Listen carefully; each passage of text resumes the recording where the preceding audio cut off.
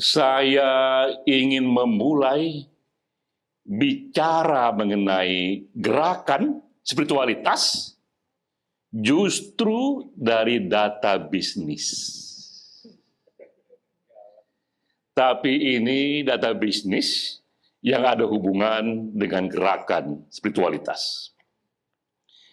McKinsey Global Institute 2024 ini lembaga riset bisnis internasional. Lembaga ini melaporkan setelah menghitung bahwa sekarang ini belanja untuk sehat secara holistik. Sehat untuk yang mereka sebut wellness. Di tahun 2024 ini, termasuk di sana biaya untuk ikut kelas meditasi, biaya untuk membeli aplikasi meditasi, Calm, dan lain sebagainya. Biaya untuk itu di tahun 2004 sudah tembus angkanya 1,8 triliun US dollar. Atau dalam rupiah, angkanya ini 27 triliun rupiah. 27 triliun rupiah sudah sebanyak itu orang-orang membeli produk untuk sehat secara holistik. Dan dia hitung ini dibandingkan 10 tahun lalu, 2015, angkanya sudah naik 20 kali lipat. Cukup melihat satu indikator ini saja, kita mengetahui bahwa di dunia modern ini, kebutuhan kepada spiritualitas, kebutuhan untuk sehat secara holistik, kebutuhan kepada wellness justru meningkat. Tapi apa itu wellness? Apa itu sehat secara holistik? Yang di dalamnya juga ada dimensi spiritual.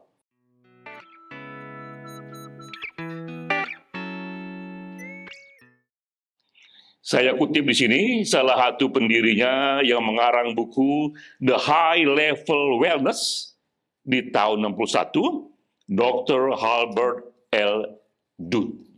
Jadi ini sejak 60 tahun yang lalu sudah dipopulerkan wellness, kesehatan holistik sebagai alternatif dari kesehatan yang kita pahami sebelumnya.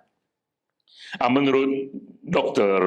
Dunn yang dia sudah riset berkali-kali, bahwa sehat itu, hidup sehat itu tak bisa kita hanya pahami sebagai hidup tanpa penyakit. Tak bisa seperti itu, ada 3 komponen lainnya yang harus juga kita pahami dan kita buru. Sehat dalam pengertian holistik dan wellness adalah kita juga menjalani hidup yang bermakna dan berbahagia. Karena itu pula dalam sehat yang kita pahami ada elemen spiritualitas di sana. Ada elemen filosofi di sana, karena mustahil kita hidup bermakna atau bahagia tanpa memiliki satu spiritualitas dan filosofi yang sesuai. Kedua juga, dalam komponen wellness itu kita punya kemampuan untuk tahan terhadap stres yang pasti datang siapapun dia. Tapi stres, tekanan yang kita rasakan dalam hidup ini juga dari riset lebih dari 70% datang dari pikiran. Jadi mustahil kita sehat tanpa kita memiliki cara berpikir yang juga tenang, yang juga damai. Untuk memiliki cara berpikir yang damai, yang sehat pun memerlukan satu pendirian filosofi, memerlukan satu elemen spiritualitas. Nah, elemen ketiga yang juga membuat wellness ini berbeda, ia pun harus hidup secara seimbang. Life in balancing, karena sehat di sini tak hanya berarti sehat secara fisik, tapi juga sehat secara sosial, secara emosi, dan secara spiritualitas. Jadi inilah konsep sehat yang diperkenalkan sejak tahun 60-an, sudah berusia 60 tahun lebih, wellness, yang sekarang ini ternyata kebutuhan orang memburu ini semakin lama semakin besar. Dan timbul pertanyaan, why? Mengapa? Mengapa manusia modern yang sudah berlimpah dengan begitu banyak ilmu pengetahuan, yang tak pernah terjadi dalam sejarah kita mengalami kesejahteraan setinggi ini, mengapa justru kebutuhan kepada spiritualitas itu bertambah? Mengapa kebutuhan kepada sehat holistik itu, yang ada elemen spiritualitasnya, justru bertambah?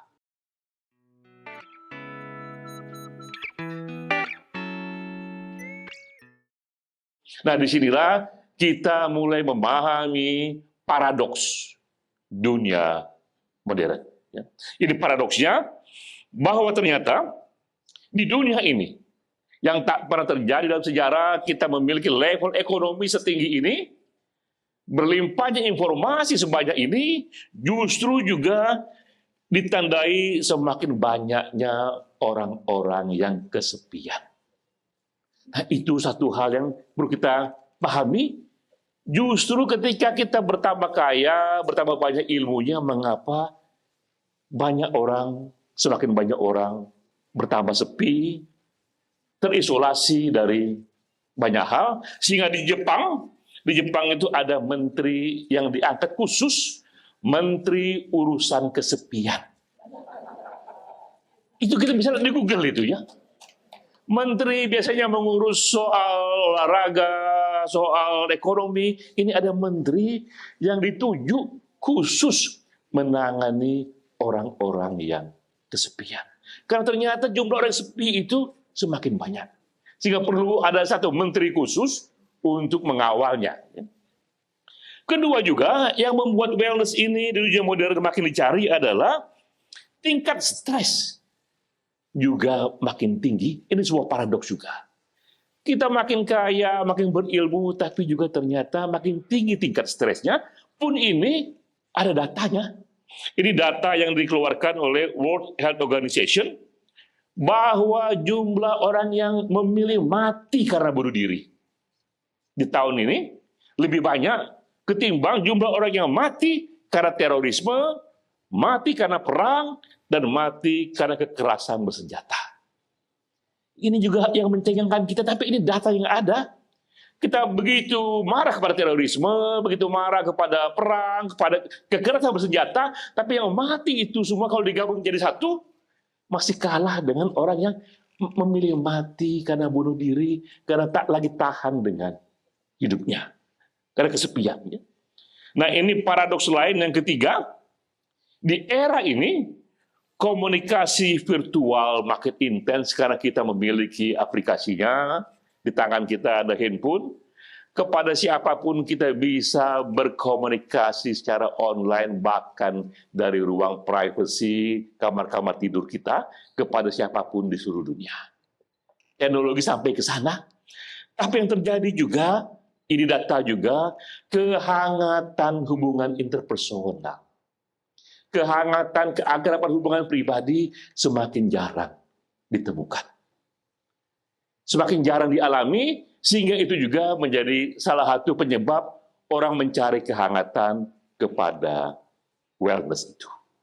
Nah, ini yang kita perlu pahami, setting sosial yang besar di balik bangkitnya spiritualitas, di mana ada juga Jalaluddin Rumi di sana. Nah, ini kemudian berita dari BBC, juga bisa dicek di Google. BBC menyatakan bahwa buku-buku karangan Jalaluddin Rumi, ini seorang sufi, filsuf, penyair yang hidup 800 tahun yang lalu, buku-buku karangan Rumi sekarang ini di Amerika Serikat lebih laku dibeli orang ketimbang karya-karya sastrawan barat seperti T.S. Eliot, Robert Frost, dan Walt Whitman. Di Amerika Serikat, mereka mencari buku-buku Rumi yang lebih laku ketimbang para penyair dari negaranya sendiri.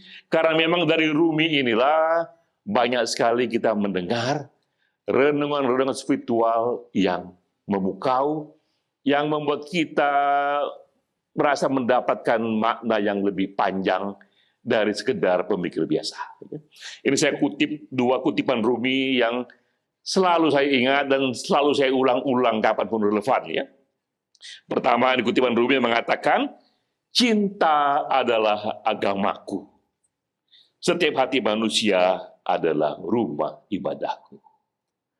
Ini dahsyat sekali. Ia bercerita bagaimana sisi spiritual itu, cinta itu, compassion. Itulah yang menjadi akar dari segala hal di agama. Dan betapa hati manusia itulah yang sebenarnya rumah ibadah.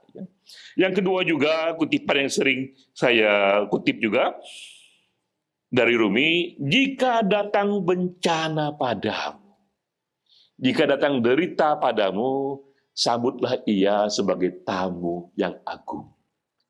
Karena mungkin ia membawa pesan Tuhan untuk pertumbuhanmu. Karena seringkali lewat luka datanglah pencerahan. Ini pun minta ampun dahsyatnya, saya banyak sekali baca buku-buku psikologi yang bersandar dari sini bagaimana kita memberikan makna kepada derita, memberikan makna kepada malapetaka, karena justru itulah yang membuat kita akan jauh lebih mudah menghadapi hal-hal yang bersifat petaka itu, karena maknalah yang membuat kita tahan terhadap apapun. Dan Rumi ini sekarang ini di dunia barat bahkan tidak hanya dibaca oleh penyair dan tidak hanya dibacakan oleh mereka yang suka puisi, tapi juga dibacakan oleh Deepak Chopra, Demi Moore, Madonna, dan banyak para selebriti lain. Dibacakan juga tidak hanya di pentas-pentas seni, tapi juga di masjid, di gereja, di sinago, di kampus-kampus, dan juga di aneka pertemuan bisnis. Jadi itulah hebatnya Jalaluddin Rumi, dan hari ini kita kumpul lagi di sini, Forum Esoterika. Ini forum bagi kita yang percaya agama yang berbeda-beda. Karena kita meyakini, di setiap agama itu ada sisi spiritualnya. Di setiap agama itu ada sisi batinnya, dan di sisi batin itulah kita berjumpa. Walau secara agama banyak sekali ajaran-ajaran kita yang berbeda-beda, tapi ketika masuk ke dalam dimensi historisnya, dimensi batinnya kita berjumpa. Dalam historika, ketika kita berjumpa, kita berapa kali merayakan hari besar agama secara bersama. Ya. Kita pernah merayakan hari Bahai, Brahma Kumaris, Islam, Kristen, juga Buddha, ya, Konghucu. Ya. Karena tadi kita meyakini bahwa agama-agama itu milik kita bersama. Bagi yang meyakini ada sisi wahyu di sana, kita apresiasi. Tapi bagi yang tidak meyakini ada sisi wahyu di sana, agama pun tetap sangat berharga sebagai warisan kultural, milik kita bersama, yang sudah bertahan ratusan tahun, yang sudah teruji, memberi warna dan makna bagi hidup kita. Memang data menunjukkan ada 4.300 agama yang sekarang ini hadir, tapi kita tahu tadi bahwa di balik semua perbedaan itu tetap ada sisi esoteris, dimensi batin yang kita bisa berjumpa. Hari ini kita merayakan Rumi's Days. Satu hari yang diperingati untuk guru kita Jalaluddin Rumi. Kita ucapkan terima kasih kepada teman-teman, terutama Bapak Muhammad Nur Jabir yang sudah membina komunitas ini. Sebagai apresiasi kita kepada Rumi's Day, kita berikan tepuk tangan yang meriah bersama. Selamat Hari Rumi kepada teman-teman, kepada pecinta Rumi. Dan kita pahami, walaupun kita berbeda-beda di sini tentang apa yang kita yakini, tapi kita selalu mendengar, kita selalu belajar dari para nabi, dari para guru-guru sufi, termasuk dari Jalaluddin Rumi. Wassalamualaikum warahmatullahi wabarakatuh.